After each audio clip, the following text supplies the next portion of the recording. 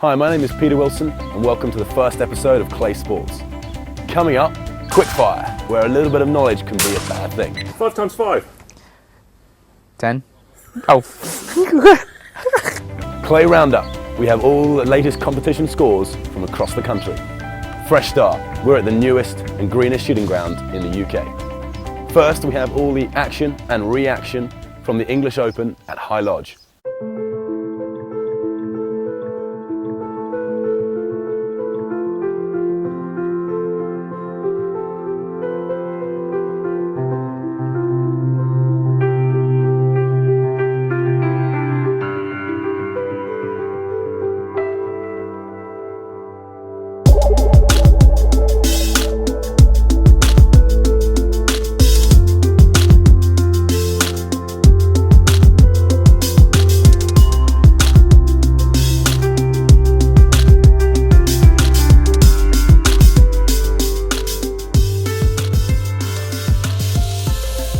It's the perfect day to chase a score, but these shooters are going to have to pull something very special out of the bag to match the 117 set by Richard Bunning earlier in the week. By all accounts, Eriswell Lodge has put on a very special event, although boss John Bidwell confesses the one thing that keeps him awake at night is the fear of losing his creative juices. There's a lot of anxiety, a lot of worry, I suppose. I've had a few sleepless nights. You know, we got people coming every day, 7 days a week, shooting just about every angle of that angle we've got.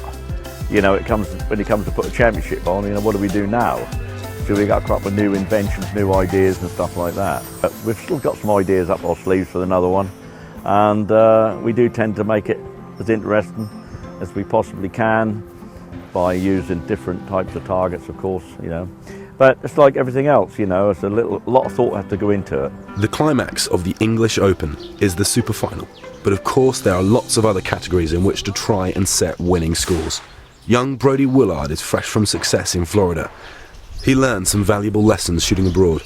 Yeah, have the right clothing on. It's the humidity, you sweat to death. It's just great shooting out there.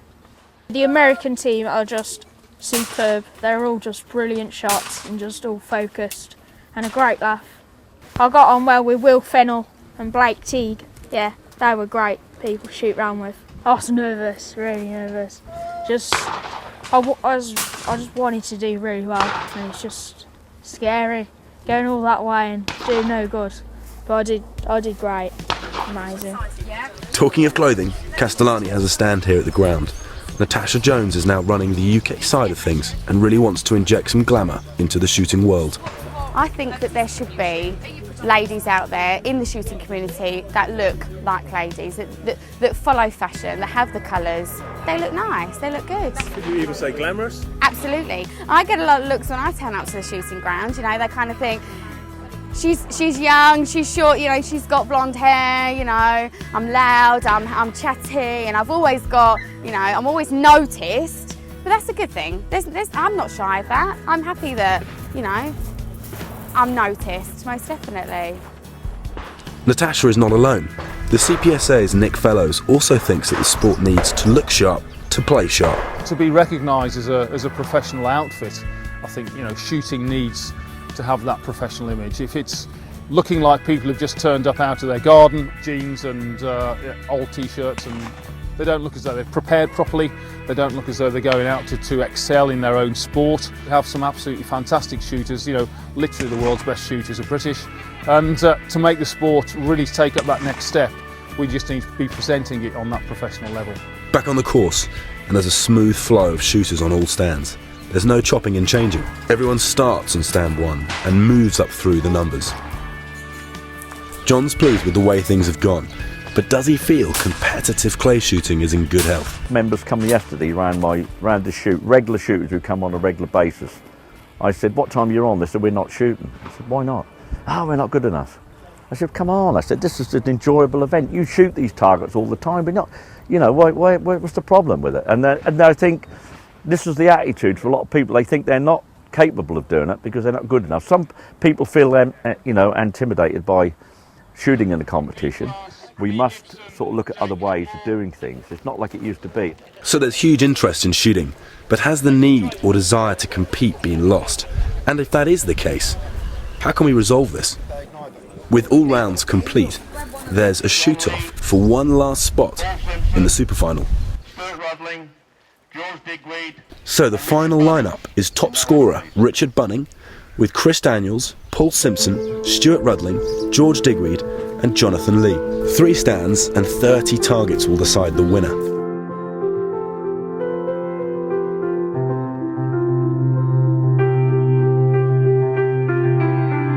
There's a healthy crowd, but all the guns struggle with the high-vis flash clays. It's a real scrap for targets. Very few pairs are taken until the last stand, but then it's too late.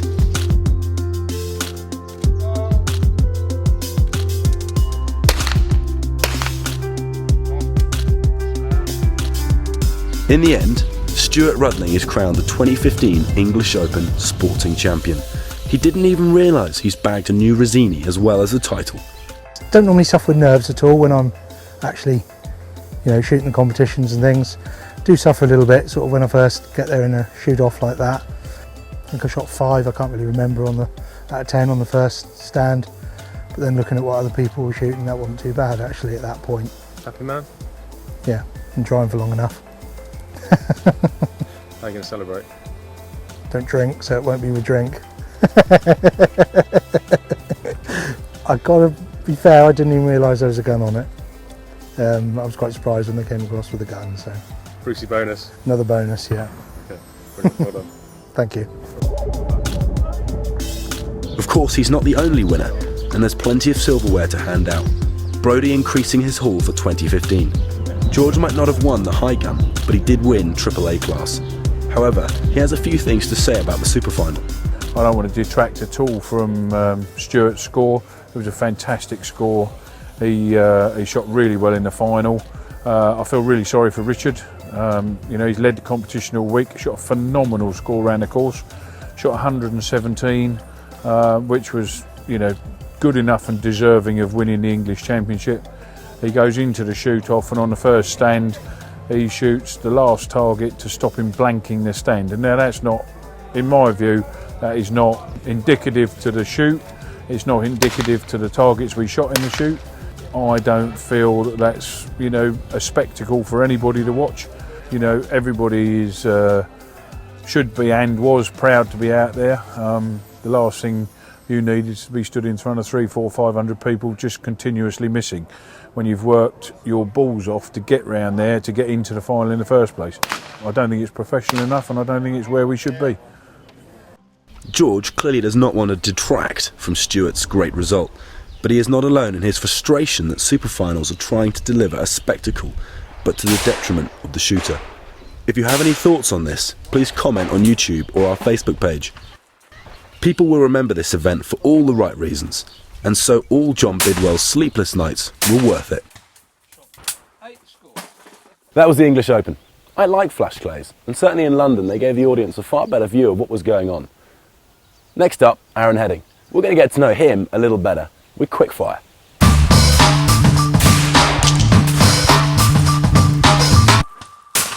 Hi, I'm Aaron Heading, and this is my quickfire round. Worst subject at school? All of them. Costa coffee or Starbucks? Costa coffee, strawberry frappuccino, definitely. Goatee or moustache? Goatee. First gun? Invest arm. Friendliest shooting ground? Friendliest shooting ground. A1. Are you superstitious? Yes. 5 times 5? 10.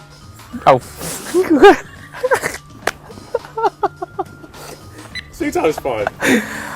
I told you I'm not good at these subjects. Star Wars or Star Trek? Star Wars, definitely. Best Bond? Unibond.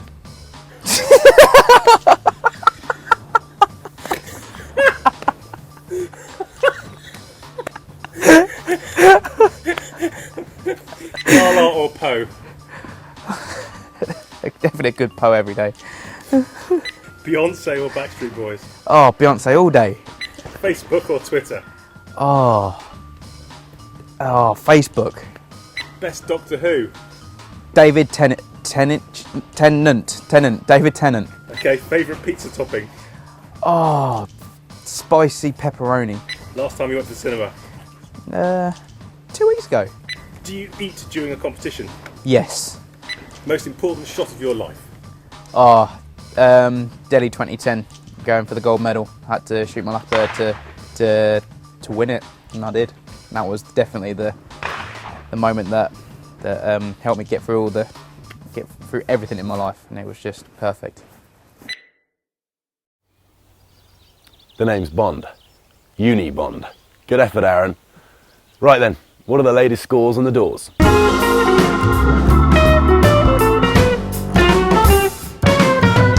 It's our Clay Roundup, 2 minutes of what's going on in the world of British clay shooting. The Premier League 2015 is underway with £750 and 500 game bore white gold cartridges to the overall series high gun. One competition shot at DJ Churchill. Next up is West London Shooting School on Saturday the 20th of June 2015. Its first registered sporting event in more than 15 years, and there is still time to enter. Go to bit.ly/Premier 2015. Want to win a car? The Great Wall Motor World Series Clay Shooting Championship is taking place across 5 events, with the High Clear Country Show on the 24th and 25th of May. The next leg, there is a £15,000 Great Wall Steed S waiting for the overall winner. Go to worldseriesclayshootingchampionship.com. Do you want to have a go at a low-level shooting competition? Why not try the Club and Classic League? These are a series of 70 bird sporting shoots for C-class and unregistered shooters, area by area, with scores accumulating along the way and trophies and prizes for overall winning. Club, high gun, ladies, vets, juniors and Uncle Tom Cobley. Go to cpsa.co.uk/CCL. What are our top trap shooters up to? They are off to Azerbaijan for the European Games on the 12th to the 28th of June. The pressure is on for British shooters and their organising body British Shooting to deliver medals. There are only 4 championships left this summer, where any of them can win a quota place for the 2016 Olympic Games. Despite £2.3 million of extra funding from UK Sports, so far Team GB is sending just 2 shooters to Rio, Ed Ling and Eleanor Allen. The charity shooting season is well underway. These pictures show the annual clay shooting event on the Duke of Westminster's Abbeystead estate in Lancashire. Sponsored by Bentley Motors, it raised more than £33,000 for ABF the Soldiers Charity in 2014. This year's event is on the 6th of June and includes a champagne reception, 4-course lunch, a host of prizes including a lovely long-thorn gun and usually a celebrity or 2. It is £1,250 per team of 4. For details, email enquiries@samuelsonwiley.com. In aid of the Malio Megapode, Google it, I did. The World Pheasant Association is asking £600 for a team of 4 with clays, cartridges, lunch, wine and beer included on the 26th of June in Chipping Norton, Oxfordshire. Email khowman@game.com for more. And if you are watching this in the West Country on the 12th of May and have nothing to do tomorrow, the 13th of May, head to Wood Advent Farm near Watchet. Yes, Watchet. With a valid shotgun certificate, fibre wad cartridges, ear and eye protection for a 250 bird flush, a snip at £100 per team of 4 guns, hog roast, beer cake, teas and coffee available all day. Email david@woodadventfarm.co.uk. If you would like us to tell the world about your charity shoot in June, July or August, contact me with details, charlie@fieldsportschannel.tv. Next, it's always great news when a new shooting ground opens up, and this one's going green. It's a clay ground fresh out of the box. Open for business for just a few weeks, the Eriswell Lodge is re-establishing a ground near RAF Lakenheath. Its location means that shooter Stuart Smith and his father Nigel have had to negotiate a few hurdles to get up and running. But the result is a ground that's delivering green initiatives as well as clays. I think as a sport we have a responsibility to be more environmentally friendly, because by nature we are not an environmentally friendly sport. We litter the countryside with lead, plastic wads, and when we're clay shooting we're leaving clay debris. There are ways that we can help to reduce that. I don't think we'll ever eliminate it 100%, but we can be more responsible. I'm reliably informed that in the not too distant future we will possibly be able to recycle clay debris and reuse it for new clays, which will be a big help considering that's a huge waste product. From services point of view, we're looking at solar panels on all of our buildings when we put the new ones up, recycling cardboard. Our whole site is situated on top of a level 1 drinking water supply. As we now have a borehole on the site, we are very fortunate that we have our own water supply, but we are completely off-grid with the exception of telecommunications and broadband. Stuart loves his clay shooting. He only found the sport a decade ago at this very ground in its previous incarnation. Since then he's thrown himself into shooting, competing all over the world. He knows a thing or two about traps and targets and designed the layout himself. What gets me excited in the morning is knowing that I'm coming here. I'm very passionate about this place. I've shot my first competitive clays here many years ago, but I I don't know, there's something about the place. There's a lot of people feel the same. I like seeing people enjoying themselves. I love being around anything shooting related. And it's a new project, so it's still very exciting. The ground is offering the same sort of inclusion as the sport as a whole, which is anyone and everybody, fit, unfit, able, disabled, young, old, male, female. It's non-discriminatory, and that's exactly what we're trying to promote here. Joining Stuart today is Galia Fallon from the Clay Pigeon Company and servicing engineer Chris Dixon. They're here to make sure their new Laporte and CPC setup is working just the way he wants it. So how does someone starting with a blank piece of paper go about turning what is a piece of ground into a clay ground? Somebody's thinking of opening a shooting ground on this scale, albeit a little bit smaller. We have the experience within the team to work with them, to share experiences, what they have found works, what doesn't work, put them in touch with people in the industry. We will hold their hand, so to speak, if they need it. Now, in this case, they didn't. Stuart is a shooter. He and his father know the industry and the business, so they knew what they wanted. They met the team. We sat around the boardroom. We committed ourselves to supporting them. We ensured them that our word means our word. If we're going to back something, that's exactly what we'll do. We are committed to simply not shipping the product out or getting the business and then walking away. We want to know if there's a problem. So we do understand that the customer can be very stressed. We know what happens on a shooting ground. We know all it takes to organize it. And the products have to be spot on, or you don't have a happy customer. The Clay Pigeon Company offers a one-stop shop. Like fish without chips, you can't have one without the other. They've been exceptionally helpful. They've sourced our batteries, they've sourced our launch control systems, they obviously supply the traps and the clays as well from the Clay Pigeon Company. So we're all set from one place. And yeah, we've had a few teething problems, but that's expected from brand new systems, brand new machines on a brand new location. So, but 99% of our feedback has been exceptionally positive. So we're very pleased with how it's gone. Galia was particularly interested in the green ethos at Eriswell. It's something she knows the shooting industry has to embrace and not run from. That's one of the things that really impressed myself and the team is the fact that Stuart and Nigel had plans to use solar power.